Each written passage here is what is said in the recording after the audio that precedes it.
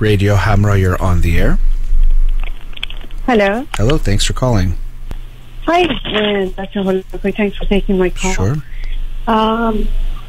I have I'm stuck in a marriage that I don't know how to end, and I don't at the same time. And Sorry, I think we're kind of losing you. It's breaking in and out. I don't know if it's the reception or something. I feel like... Hello? Yes, you're breaking in and out. I don't know if it's your reception or something with the speaker. Can you hear me now? Now I can, yes. Let's see how it goes. Okay, perfect. I've been, at the age of 42, I feel like I'm so hopeless, and I feel like I'm close to, ending my life because of so much depression I have, or I don't know. I don't feel...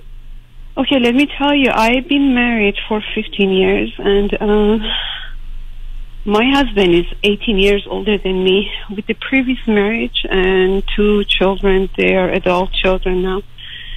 And when I met him, he did not share any of this information with me, and 6 months after our relationship, he started saying one by one that he has 2 children from his past marriages. Actually, he had 2 marriages before.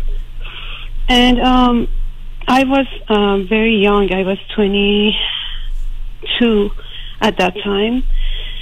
And so, of course, and he's in private practice, and I was in college. I finished college and graduated with a major of design, and then in 2007 we got married, and in 2010 I've got my child.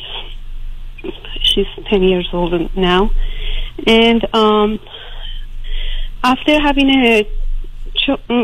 my daughter, things has changed drastically. That he once in a while used to mention that, my friend says in Chinese tradition, women are like a dirt that you put your seeds on, and after that they're no longer good. And basically there was no... I feel like the love was fading, and I keep taking, and in the past 3 years he got a job in the town that is 2 hours away from here, and staying at hotel, for a week, and come home for a few days, going back. And the distance made our relationship a lot worse, to the point that he just didn't have he never called during the time that he was away, and never called to see how are we doing and if we need anything. Or when I call him, he wouldn't, show that much of interest, or he said, I'm busy, I'm going to call you back, and he never did. I am now... So what happened was 2 weeks ago, from my daughter's spring break, I went to Mexico, and with his knowledge, and I told him, let's go together, you have a time off. First he said yes, and then after the last minute he changed. He said, no, I'm not going to go, you go, and that's it. So I sent him a text, and I said, okay, we are leaving. And then after that, he sent this my text to all of his friends, that with all the curse word that my daughter's idiot mom, or lots of curse word that they cannot say it on the air. And he said she's leaving, and he sent that text by mistake to me. And when I saw it, I was so broken, and I said, okay, I'll make sure to send this text to the right person that you were trying to send it. He didn't feel sorry anything about it, and it's ruined my week of vacation with my daughter, because I just travel once a year, just go away to fresh up and come back and take care of my daughter. But now I'm to the point that and he mentally abused me a lot, because many times happened that he had his friends over, and if they want to spend the night,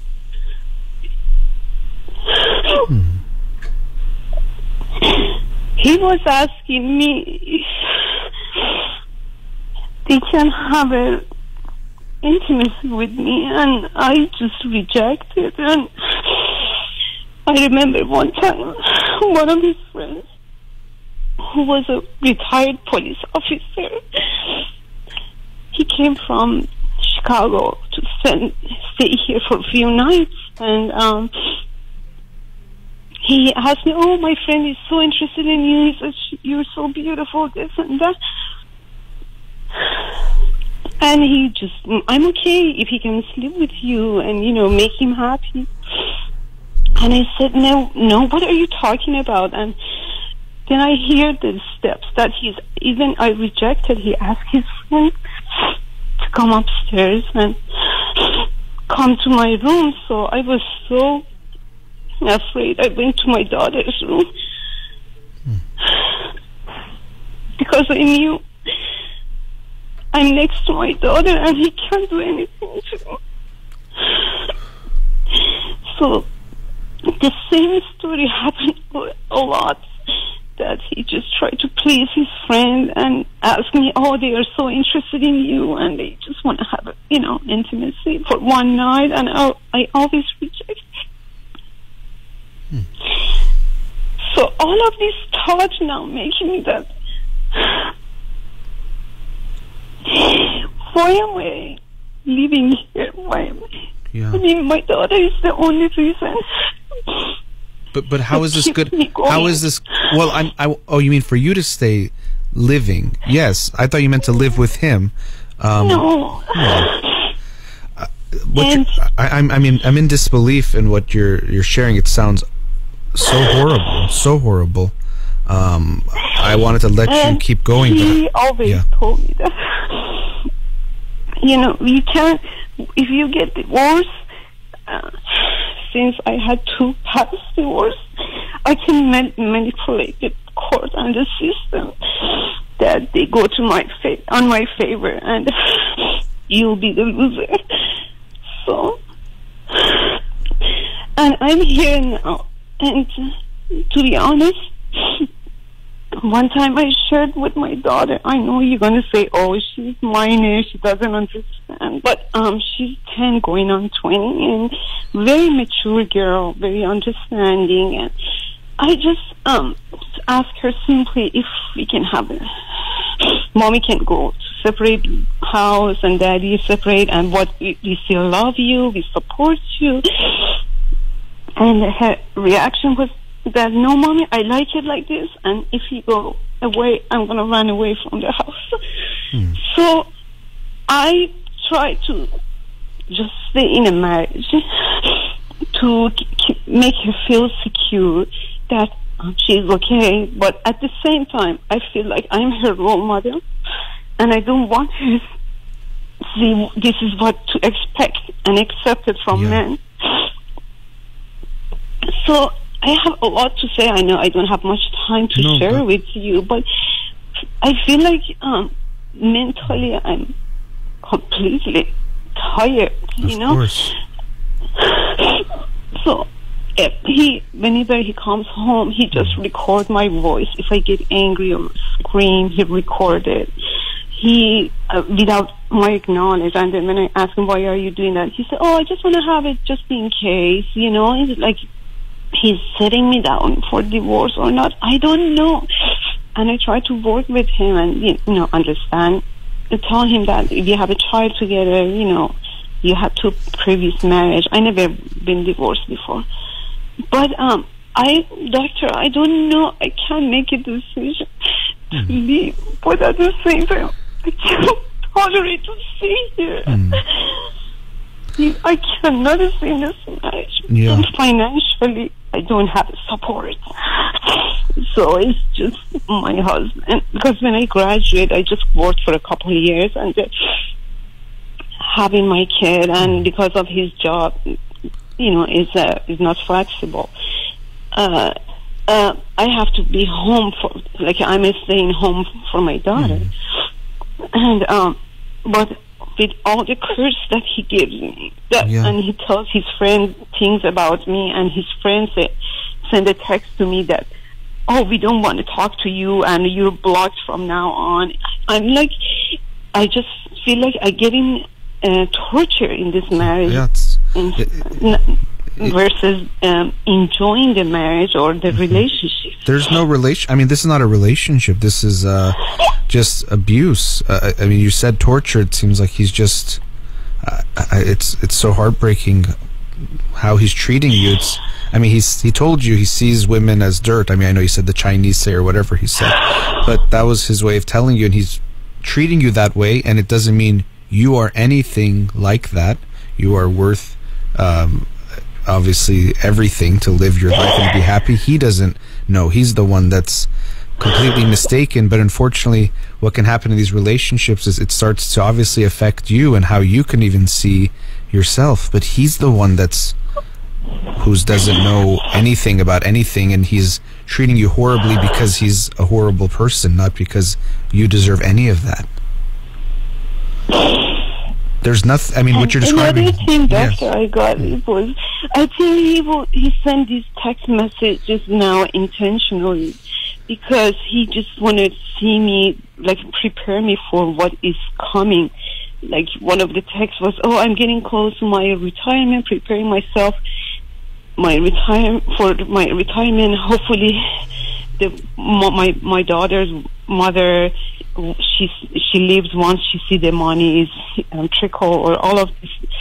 So I feel like he's pushing me to the door that I must leave now. But I don't know why I don't want to accept the reality, or I'm so afraid of everything. I feel like my life is going to be more miserable if I leave this marriage. How is it going to be? Okay, that's maybe the only way. But I don't know how your life could be more miserable than this. I mean, he's just such a horrible, he's just so disrespectful of everyone because of him. Again, it's not about you. I mean, I'm sure you met him, you were probably 26, 27 when you guys got married? No, I was younger, 22. Okay. Maybe I got the years wrong. But anyway, you probably thought, and he was close to 40, I think you got some kind of feeling that makes you have value, that he likes you, but it was never true. And if he hid all those things from you, it seems like to him everything was strategic. It's more he wanted to just have a marriage rather than really be in a relationship. And you more than likely got, I don't want to say fooled, but you believed what he was telling you or selling you of just this maybe love or this good feeling, but it wasn't there, and your value was more than he could ever see or give to someone. Again, not because you're not valuable, but because the way he treats anyone is going to be this way. It has nothing to do with you and everything to do with how bad he is, but unfortunately he's trying to convince you that you are somehow part of this problem. But I don't know how staying in this marriage, how it could possibly work, how you can imagine 10 years from now life can be okay with this man.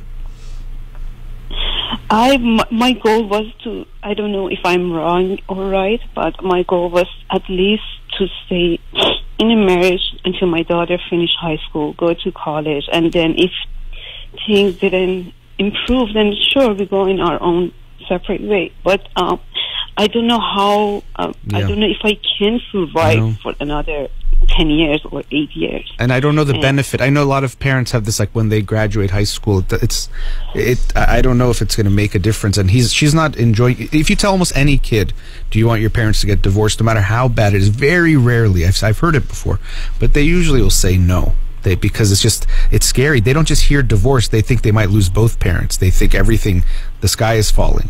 So I understand when you asked her, she gave you that response, and I could understand it would impact you and affect you, but I wouldn't let that make the whole decision for you, because what you're describing is just horrible, and as you're saying and seeing, it's probably just going to get worse. It's not going to get better. I mean, he's telling you it's not, we have a difference of opinion, there's something we view differently. He's saying I don't respect you and showing you that in so many ways, which is again his weakness, not yours.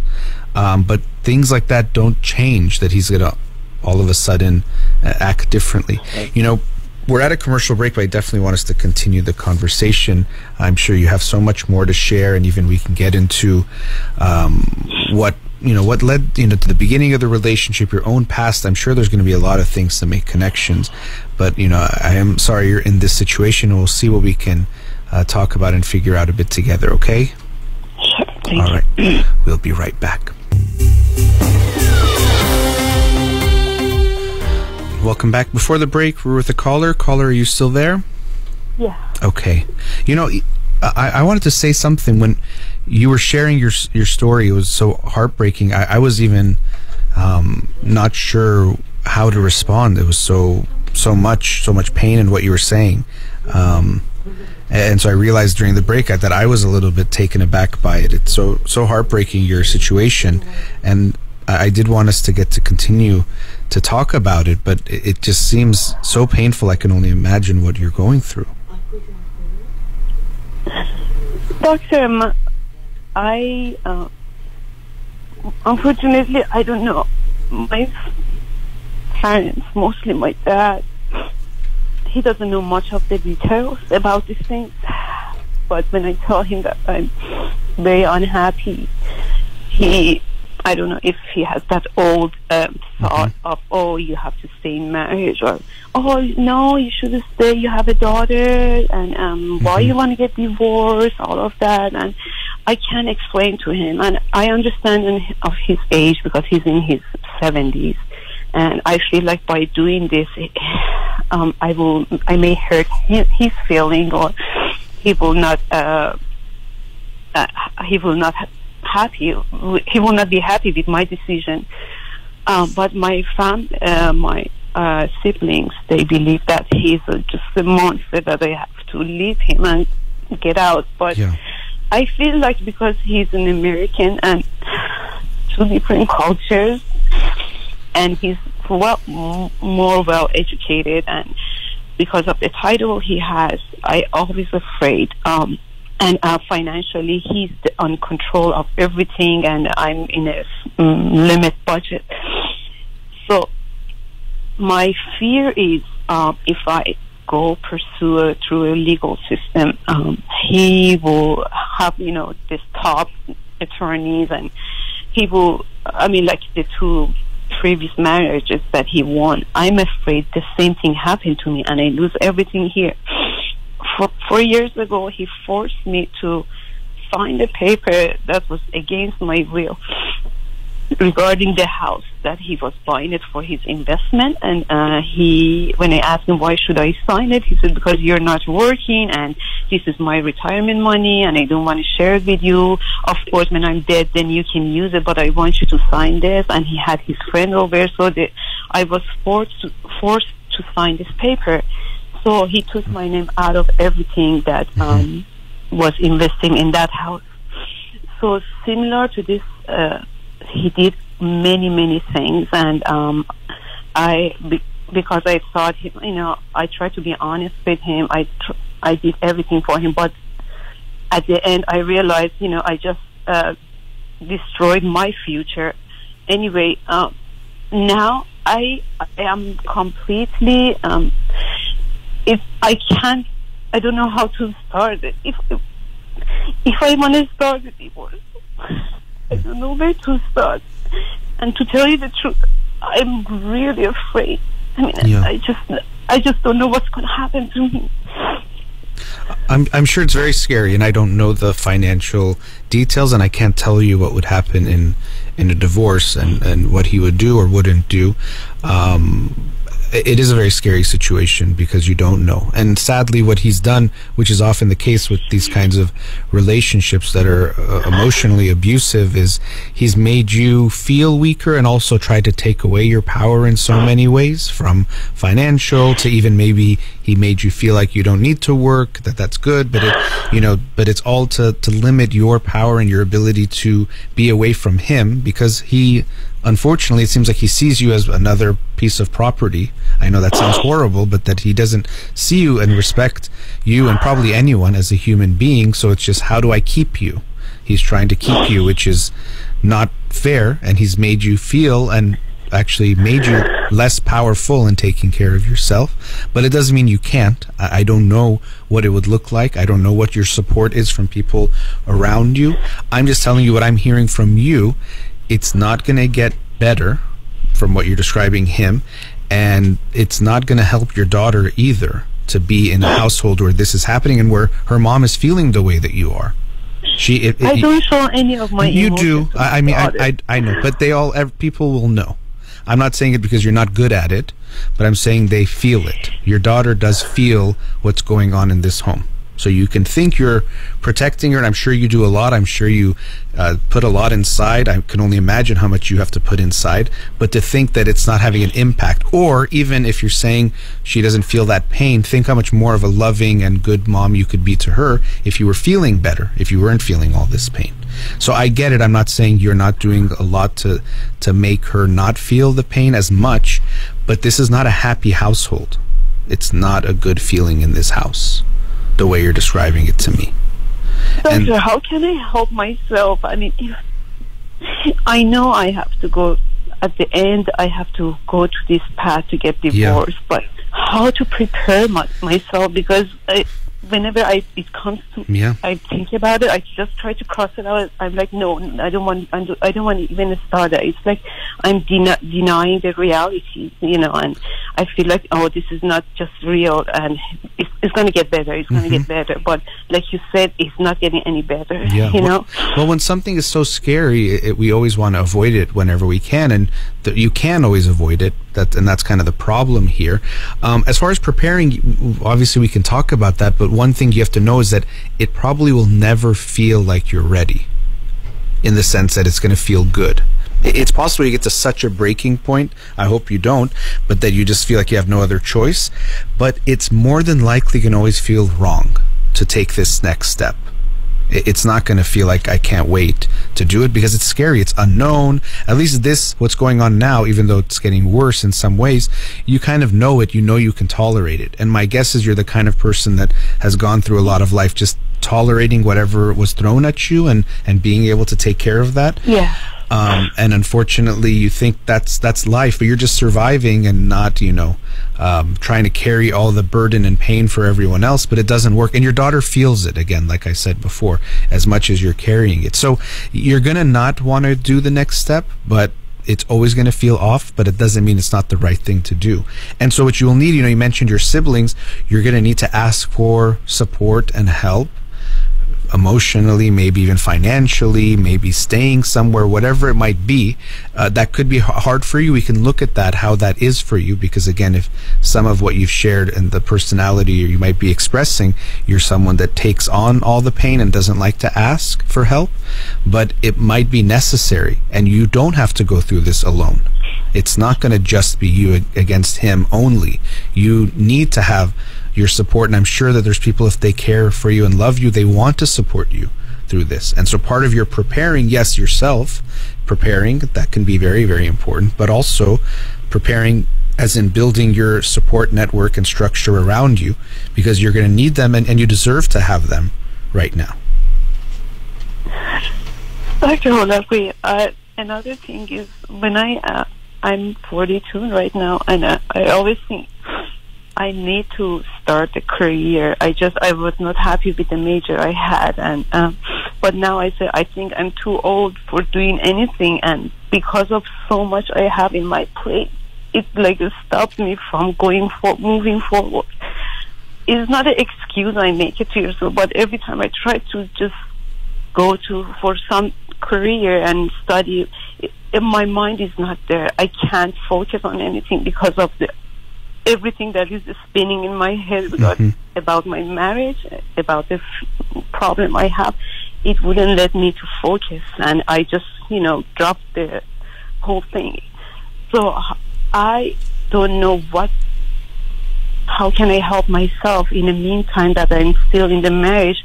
I love to finish a career, so when I get out, I can work, but the negative thought, and I always think that, oh, now you're in your 42 and you're nothing, and you want to start something, and I don't know if I'll be too old for that or not. Instead of encouraging myself, I always bring all this negativity to myself that, oh, you can't do this, you're not good enough. How can I help myself to see who I am? And well, it's tough. I mean, even in the way you said at the end, you realize you're wrong, but it's hard to really believe that you're stronger than you think you are.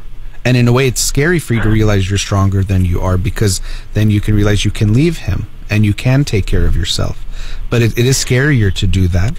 But I'm sure you are much more capable than you're giving yourself credit. And I'm sure if, you know, what you're describing with that type of emotional pain and burden and the way he's putting you down, of course, when you try to start something, it's going to be difficult. If I was going through what you're describing you're going through, I don't think I could do this show right now or go see my clients after this show, because I just would be too distressed and hurt and not capable of managing that. So it's not because you're weak that you can't do that right now. It's that what you're going through is too much to then go and just, you know, start some work and do other things. Along with the fact that the way you're describing him, I'm sure he's everything but supportive of you, you know, getting educated and taking care of yourself. And the things you're telling yourself, I'm sure they're things that he has told you directly and indirectly, that you're not good enough, you're too old. All the time. Yeah. All the time. Every night that he used to come home. Not even he dared not say it in front of my daughter, and I always told him, at least show the good, like let my daughter see that you treat me nice, because she's gonna grow up. And he just laughed at me. He's like, I don't know anything, and making fun of me. But I try to show him that she needs to see the love in the family, so she needs to grow in the house that, you know, has of love and all this everything. But he's not there. He never, he's like, he doesn't hear me, he doesn't listen to me at all. All he does is coming home, being on the phone with his friends, and we both sit here, and my daughter sit on the other couch watching TV, and not exchanging any words with me. Just ask my daughter, oh, how was the school? And she said, oh, it was fine. His relationship with my daughter is really good, but it's just me that he just don't want to see me. I feel like in this house I'm just a housekeeper, you know, just taking care of his daughter and make sure everything is perfect. But when it comes to support, mentality, nothing is there. And I try to just say, okay, maybe it's okay as long as, you know, my daughter is supported. But now I'm in the point that I'm mentally getting tired. Yeah, I can't take it no more. No, and she's getting affected by this. Even the coldness of your marriage. Let's say you guys don't fight in front of her, she still gets affected by that. I think you're also fooling yourself to think that your daughter's so happy in this home. No, she's not. Yeah, she's not. No, I know that she's not, because but she's very quiet. She keep it to herself. Yeah, because she doesn't have the space to share what she's going through. This is not a safe home. You know, she's learning, unfortunately, probably like you, to hold things in. And I know you're saying he's a good father. Again, I'm only hearing your side of things, but I find that hard to believe. But maybe, I don't know what their relationship is like. Maybe they don't fight, or maybe he doesn't explicitly disrespect her the way he does to you. So maybe compared to you, he treats her much better, but that's not saying a lot. So I don't know how good when you say they have a good relationship, what gives you, what's that based on? Like mostly, if he tried to just teach her science stuff, watching science video, or it's like communicate with her. He's not active pretty much with her, like playing soccer or anything with her. All he does just sitting and try to show her about different subjects of the science or computer or all of that. But when he goes away, you said he doesn't call you. Does he talk to her? No. Okay, so a good maybe just once a week he just texts to say oh hi, like name my daughter. Oh hi, just want to know if everything is okay. And my daughter barely responded to him, and I don't want him to think that I did not allow her to not respond. So I asked her, oh, please let your dad know you're doing okay. I try to just I don't want she gets in between our issues.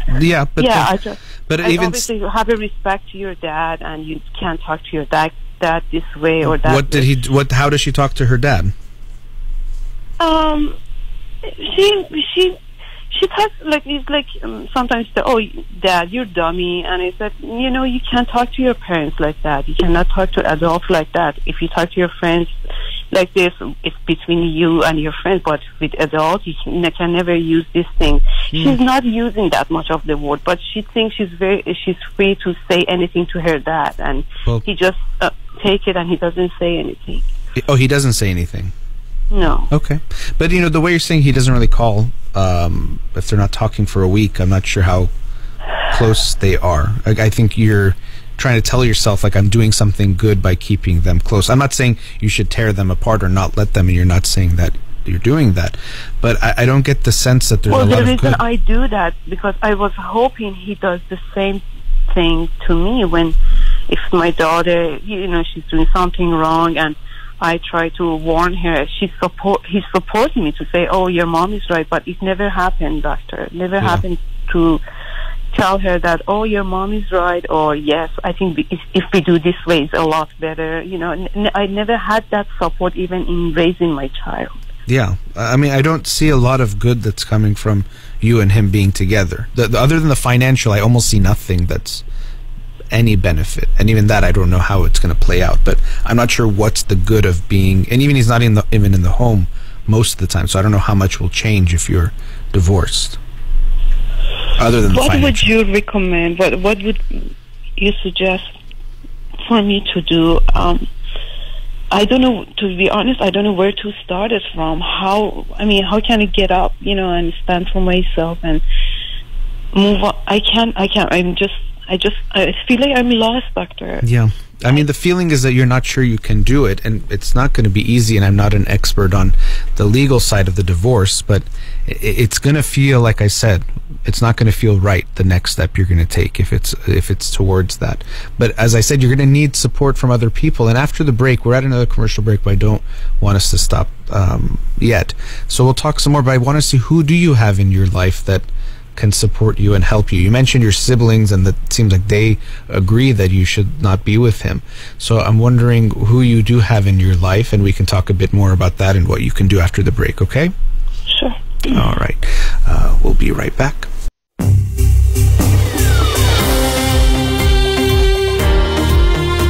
Welcome back. Before the break, we were with the caller. Caller, are you still there? Yes. Okay. So, as I mentioned before the break, you're talking about how can you prepare, and you feel like it's going to be hard to go forward, or you don't know if you can. And unfortunately, being with him so many years, he's been putting you down more and more to really limit and minimize your self-esteem and your belief in yourself, and make you feel weaker than you are. But I can assure you, you are much stronger and more powerful than you think. And what he's telling you is not at all the reality. It's part of just his strategy in dealing with people that he does that. But so I want you to realize you are much stronger than you are. And on top of that, you have much more support than you're likely utilizing, which you're almost definitely going to need to get through this. So I mentioned before the break for you to think about who are the people in your life that you could rely on for more support. I have only two. My brother and my sister, they both live in different states, and they're, busy with their life. I prefer not to get them involved. I talk to them, call them and share what's going on, and they feel sad, and they same as you, they just wonder, why am I here? Why am I staying in this marriage? So that's from my sibling. But Dr. Holakwi, but can I stop you there? Let me stop you there for a second. When you say you don't want to get them involved, what do you mean? Because I feel like it's too much for them, because they're not even nearby me to just support me. But whenever I feel so down or too emotional, I call them, and they are always available so I can talk to them. But okay, but when you say I don't want to, it's not that they're going to do everything for you, but it's that you likely will need more from them. You know, of course, we can't expect them. No one's going to do everything, but it's likely you can ask for more support from them, whatever that means, than you are getting. That's what I mean. But so it's not all or nothing that either they're going to do everything for you or figure it all out, but that you will need more from the people around you. And so hopefully if they're there, and it doesn't have to be the way you're describing it, it's just when you get to kind of a crisis point or you can't handle it anymore, you call them. You might need to more proactively ask for help, which, as I alluded to, and I think it'll be important to look at, might be challenging for you to ask for help. And you're going to need that because, as I said, you are much more powerful and stronger than you likely think you are. But also, this is not something that you or anyone should have to go through alone. And so you can and do deserve to have the people that would want to help you. And it might even be put some pressure on them in some ways, only whatever they're willing to do. But I think it might be hard for you to feel like you're a burden on someone else. So you don't want to do that. That's what I have that feeling. It's like too much burden on them. Yes. And that's the issue where you likely are seeing it, as too much. You see your burden bigger than it is. And when we love people and care about people, we sometimes do make sacrifices and do things to help them. That's why we have one another. But I could see how that would be difficult for you. But there seems to be something you wanted to share about 2 years ago. Yes, 2 years ago, I was talking to your dad on his show, and I gave him a brief information about what's going on. And back then, it wasn't as bad as now is, but his advice to me was to, because my daughter was 8 back then, he said it's a bad timing for a girl from age 8 to 12, I believe, for parents to get divorced because of their hormonal changes and all of that. And he advised me just to be, like this Persian expression, cool and care, and try to let it go. And I tried to do that, but I didn't get much of a result, and things got worse and worse for the past 2 years. I mean, being deaf and blind, we can only do that to a certain amount. If someone is yelling in your ear, you no longer can be deaf to that. So I'm not sure how much of it has changed since then. From what you're describing to me, it's like, this is not just something you can, when he's saying he's inviting his friends to have sex with you, this is not just something we can say, oh, just close your eyes or pretend like it didn't happen, or go to your daughter's room and wake up the next day. I don't think that's possible. So, we can sometimes just withstand certain things, but some things we cannot. And maybe it's a little bit worse this age, let's say, to other ages, but it's always a cost benefit. Let's say it's better at 14, which I don't know if it even really would be. These next 4 years of what she would go through and you would go through also is a cost. So my thought is that's not enough of a reason. Again, I don't want to tell you what to do, but to me, that's not enough of a reason to say, oh yeah, let's wait till she's 13 or 14, because then it's always going to be really, really hard. Maybe it's slightly easier than, I don't even know, but what you're describing Sorry to interrupt you, but that's my exact question I have from you, because I've been seeing therapists a lot, and my question is why no therapist can tell a person like you must do this or you must not to do this. Why they cannot give you it's complicated person definite answer? It's complicated, and so here part of it also, I think, is you want someone to tell you because you don't trust yourself enough. So you want me to tell you, and maybe to give you permission to say you are allowed to get divorced, because even your dad is telling you shouldn't, which also your dad, first of all, you're right, he's older generation, culturally issue, and you haven't even told him everything. So if someone tells me I don't like my teacher, I want to switch classes, no, stay. But if you find out the teacher's hitting the kid, you're going to say, okay, we have to get you out of that class. He doesn't know, and maybe you don't want to tell him, and you don't have to, but we have to be aware that his judgment is a judgment without information, or without all the information. So of course he's going to, and the old school and all the things you mentioned. But I think you're looking for my permission or someone's permission and approval of what you're doing because you're not giving yourself enough credit to make the decision. Your feeling is not enough. So if you tell me you want a divorce, that's not enough. But if I say, oh yeah, from a psychological perspective, as a psychologist, I give you my stamp of approval, that would feel better. And I understand that. But now going back, if you want the general question about giving, this kind of direct advice, it's challenging for multiple ways. One is exactly the issue we're dealing with you, is that if I make the big decisions in your life for you, it's not going to be to your benefit because you have to figure those things out and you have to live with them. And then the next thing that comes up, maybe the therapist is not there, or you can't always be reliant or dependent on them. Also, we don't always know. I think we think, me as a psychologist, I know exactly what everyone should do in their lives, but it's not that I know. A lot of times I don't know. I can see here the benefits of this, here are some of the things related to that, but very often we don't know, and it's a complicated thing. So if I say, oh, you need to quit your job, the timing might not be right, you might not like it, and then you might feel like you did it because of me, and then someone quits their job and now they're in stress, like, oh, my stupid therapist told me to do it, and now what do I do? It just creates some dynamics that are not healthy. So rarely will a therapist say something like that. And even, I've said it to you almost explicitly, but I'm not going to tell you exactly what to do. But the way you're describing things to me, the unhealthiness for you and for your daughter, to me seems very severe. So I can definitely say that part very clearly. And the waiting part to me is not something that, it seems like it's just getting worse, and you can't be blind and deaf to what you're talking about here. We're talking about poison. So poison is not something you can just pretend like it's not hurting you. And again, your daughter, maybe he doesn't say any of these things around her, but I can't see this being a good, if someone said this is the dynamic for a little girl, I would say this is really, really painful and bad and toxic. It's not a good situation. It is a toxic house. I see it and I feel it. Yeah. But I think she's going to get more hurt if the more I try to, keep this marriage going, because she's getting older and she understands things better, a lot better. She senses everything now. Yeah. And still you ask her, do you want us to get a divorce? She probably will say no. Because it's always, for the kid, again, like I said, it feels like their life is falling apart, their family's falling apart. Maybe I lose both parents. What's going to happen? It's scary for them. It's scary for you. So, of course, how can you imagine it's not going to be scary for her?